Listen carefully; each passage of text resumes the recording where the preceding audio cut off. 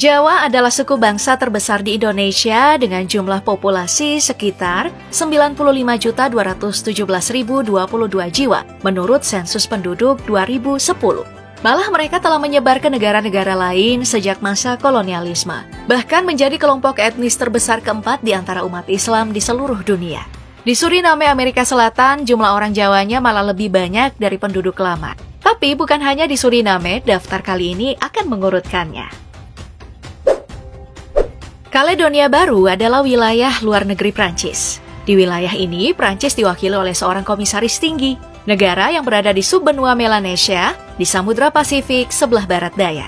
Dengan luas wilayah 18.275 km persegi dan penduduk berjumlah 271.407 jiwa, di mana 7.000 jiwanya adalah orang Jawa. Wilayah yang kaya akan sumber daya alam dan nikel ini telah 2 kali mengadakan referendum untuk menentukan nasib, tetap bersama atau berpisah dari Prancis. Tahun 2018 dan tahun 2021.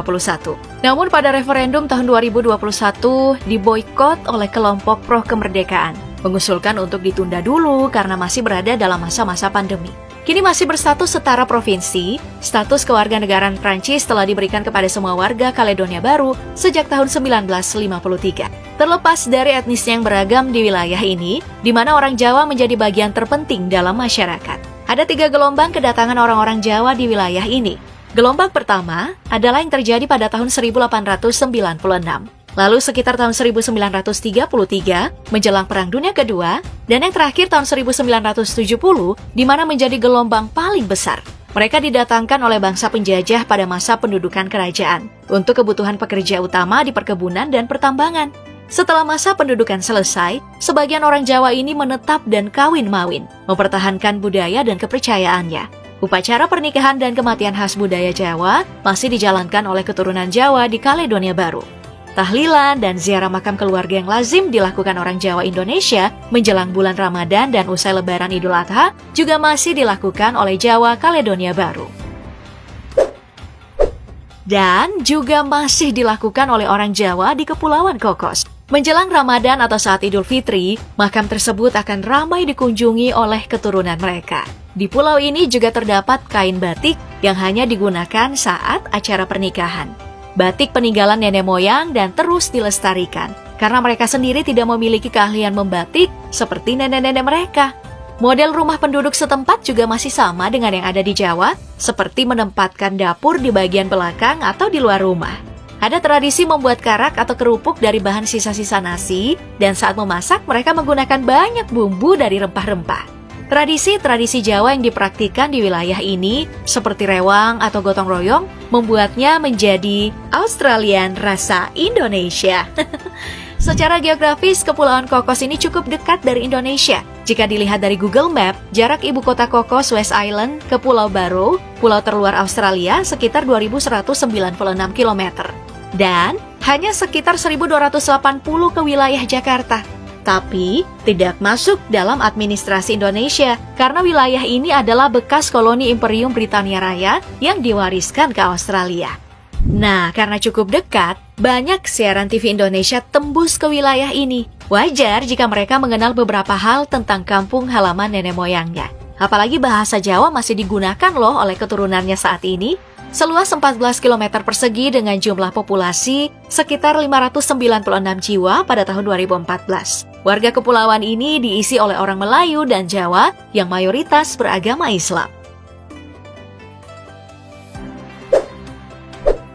Dan Suriname memang negara yang ada di benua Amerika, tapi rasa-rasanya kok seperti berada di Jawa? Nah, negara di Amerika Selatan yang berbatasan dengan Brasil ini adalah negara kecil seluas 163.821 km persegi. Dengan jumlah penduduk yang tidak banyak, tahun 2022 berjumlah 632.638 jiwa. Penduduknya datang dari etnis suku bangsa yang beragam, benar-benar berwarna. 27,4% adalah keturunan Hindustan atau India. 17,7% adalah orang Kreol, kelompok etnis yang unik, terbentuk pada masa kolonial Eropa, yang datang dari perpindahan massal orang-orang yang dibawa oleh bangsa penjajah. Dari latar belakang bahasa dan budaya yang berbeda, yang berkumpul di wilayah kolonial yang sebelumnya bukan milik mereka. hingga menjadi etnis tersendiri, yang bahasa mereka banyak dipengaruhi oleh bahasa Prancis dan Spanyol. Dan 14,6% penduduknya adalah orang Jawa dan keturunannya, yakni sekitar 35.700 orang. Sisa populasinya itu datang dari Cina, Brasil, orang Yahudi, dan Lebanon. Nah, contoh praktek kejawen yang masih terus digunakan secara beregenerasi oleh orang Suriname adalah penetapan Hari Raya Idul Fitri berdasarkan penanggalan Jawa. Uniknya nih, bahasa resmi di Suriname adalah bahasa Belanda, membuatnya menjadi satu-satunya negara luar Eropa yang menggunakan bahasa Belanda. Selain itu, di keseharian mereka, ada beberapa bahasa yang dituturkan, yakni Seranang Tonggo, bahasa Hindustani, dan bahasa Jawa Suriname. Jawa menjadi salah satu etnis yang mendominasi Suriname, dimulai sejak negara ini menjadi koloni Belanda. Dan pada periode 1890 sampai 1939, sekitar 33.000 orang di Jawa dibawa ke Suriname untuk dijadikan pekerja perkebunan. Ketika era kolonial berakhir, sebagian dari mereka menetap dan kawin-mawin. Akulturasi pun terjadi, seperti bahasa Jawa yang sudah dipengaruhi oleh bahasa Spanyol dan Belanda.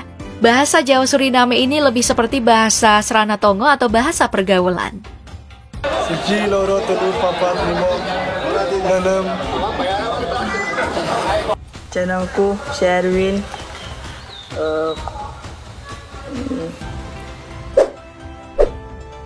Lalu ada Pulau Natal yang masuk dalam administrasi Australia, negara yang juga bekas koloni Imperium Britania Raya pada tahun 1888 dan diserahkan ke Australia pada tahun 1957. Luas wilayahnya 13.500 hektar dengan populasi 1.402 jiwa dan mayoritas penduduknya adalah orang Melayu, di mana sebagian di antaranya adalah orang-orang Jawa yang didatangkan dari Malaysia, Singapura, dan Indonesia sebagai pekerja tambang fosfat oleh bangsa kolonial. Jadi dulunya pulau ini nggak berpenghuni, dan Kapten William Dampier dari kapal Inggris Cynat adalah pengunjung pertamanya dan mengelilingi Pulau Natal pada tahun 1688. Sebelum abad ke-19, Pulau Natal tidak bisa diakses dan sangat terisolasi, membuat flora dan fauna di pulau ini sangat terjaga. Salah satu endemik Pulau Natal adalah kepiting merah yang migrasinya menjadi salah satu fenomena alam yang epik.